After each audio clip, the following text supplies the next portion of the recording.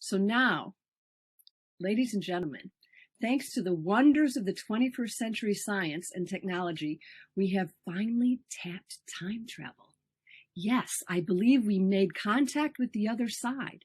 It is my extreme pleasure to introduce to you none other than that icon of the nursing profession, Miss Florence Nightingale. Miss Nightingale, are you there? Hello? Oh, hello! Oh, you look as surprised to see me as I am to see you. Oh, bless you for being here. I asked that kind Miss Shipley who introduced me. I said, however, did you arrange for me to arrive in a cloud? And she said something very peculiar. She said, simple, there's an app for that. I have no idea what she's talking about, but I am pleased to be here. You see, the last thing I recall, I was rolling around heaven having a cracking good time as per the usual, when Michael the Archangel presented himself to me with an invitation. He said, you have an invitation for a visitation, a short visitation to Earth.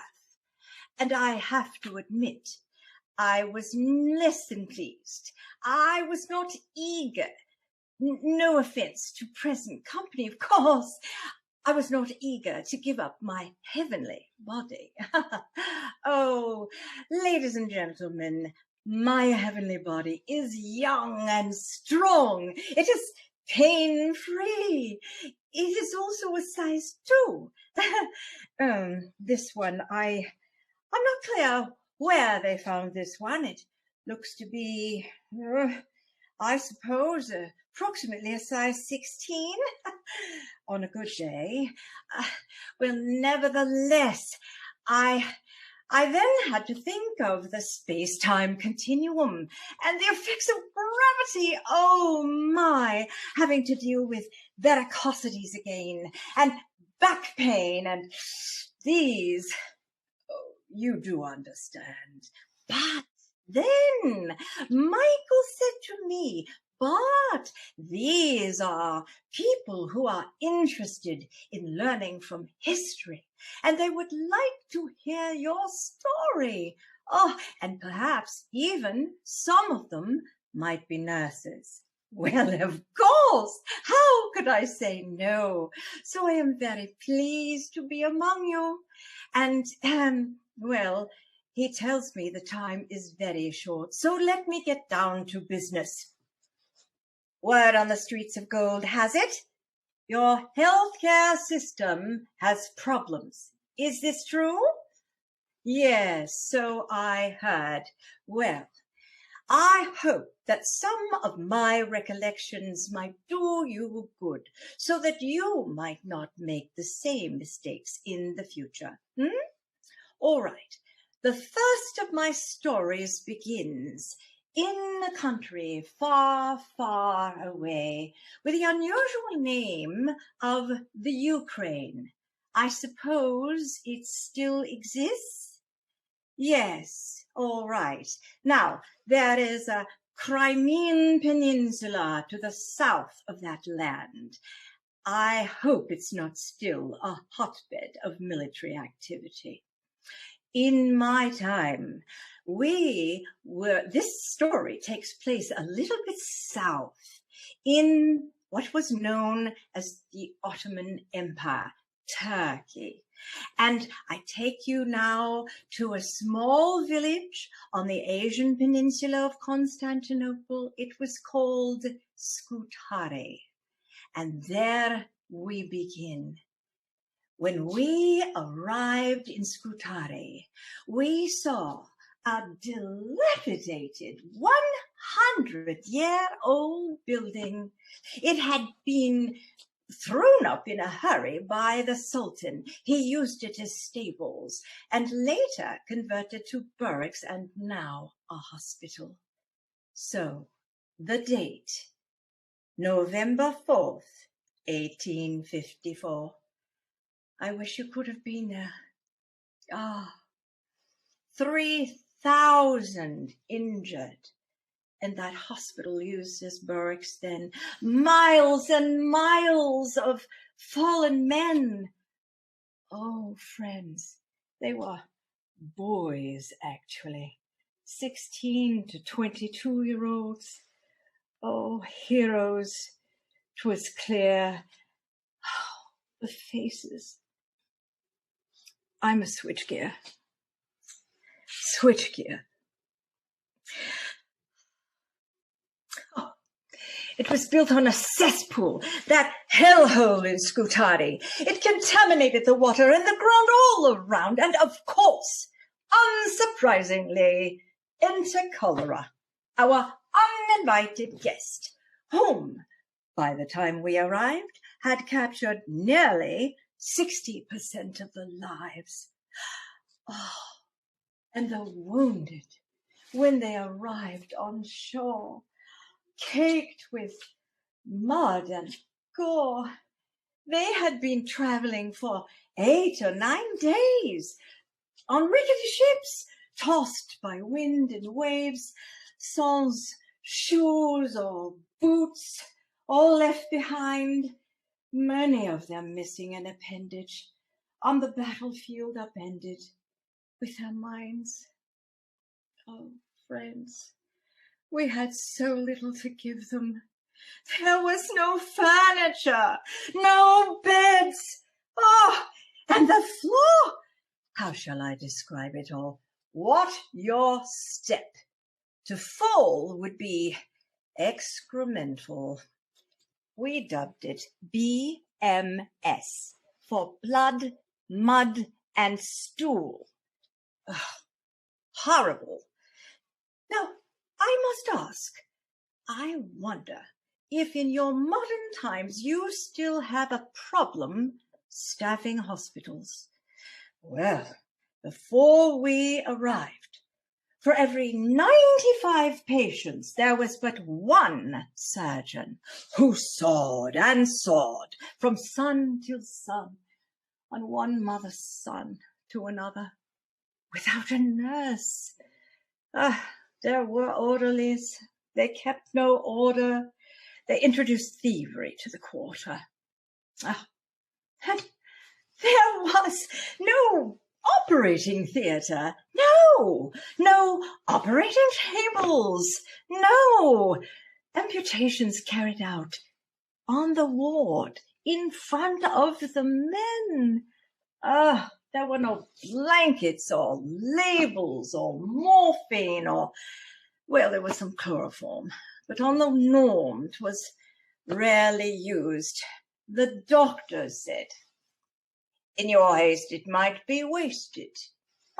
And I replied, only if you hypothesize that none shall survive. And unfortunately, that assumption was generally correct.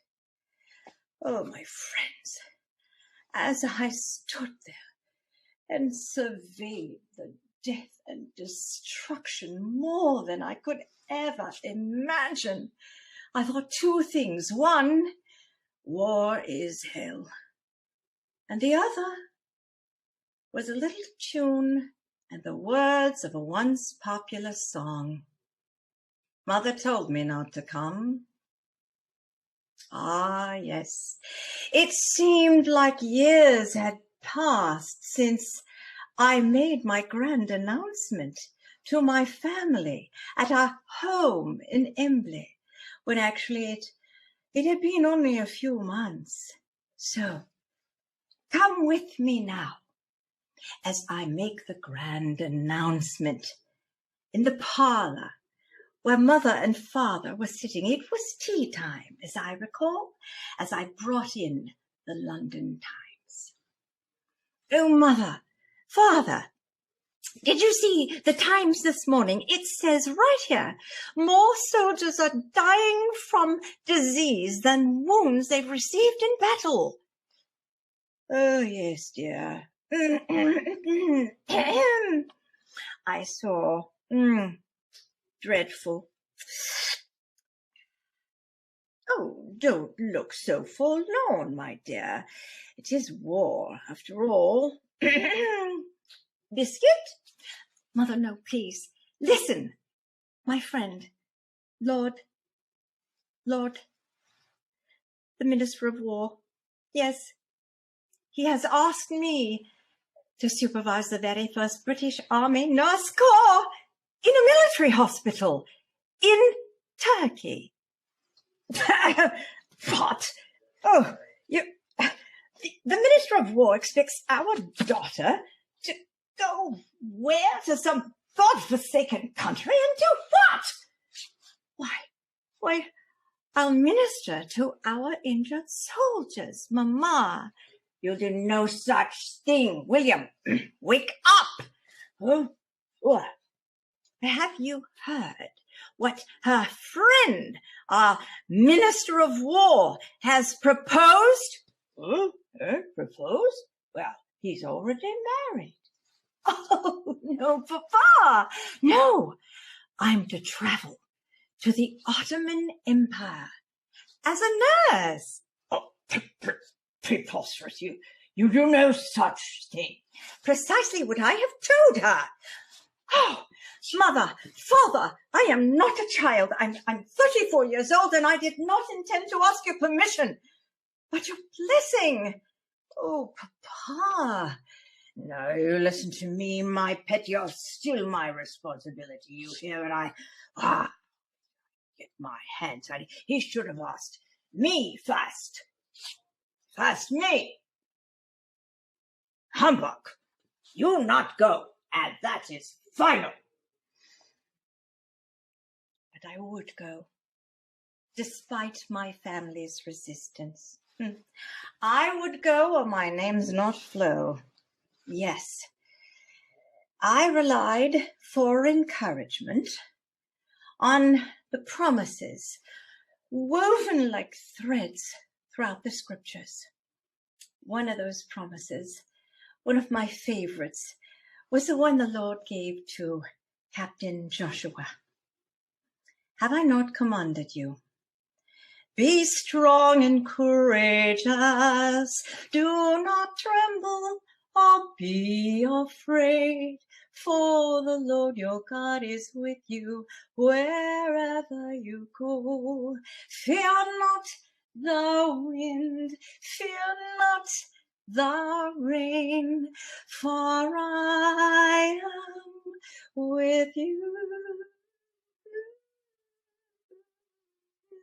Not. Oh, my friends, when I think of those faces,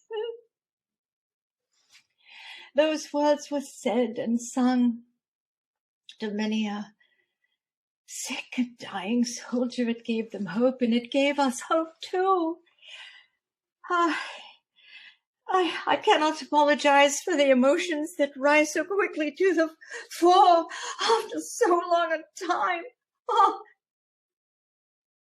is it not meet, right, and salutary that we should at all times thank those who have donned a uniform in defense of their country, those who have given everything? Oh, my friends, I have it on good authority that some are listening even now. So perhaps there are some veterans who have donned the military outfit in this audience. First responders, oh yes, you are heroes. You dash to the fore, not thinking of yourself, risking life and limb to defend us. Well, shall we not give them a thank you now? Thank you. Thank you. Thank you for your service. I enjoyed it very much, and one of the reasons is because I have been to the Florence Nightingale Museum in London, and they have many vignettes set up that follow the story that she was telling. So it was very, very easy to put her story into what I've already seen. So I loved it.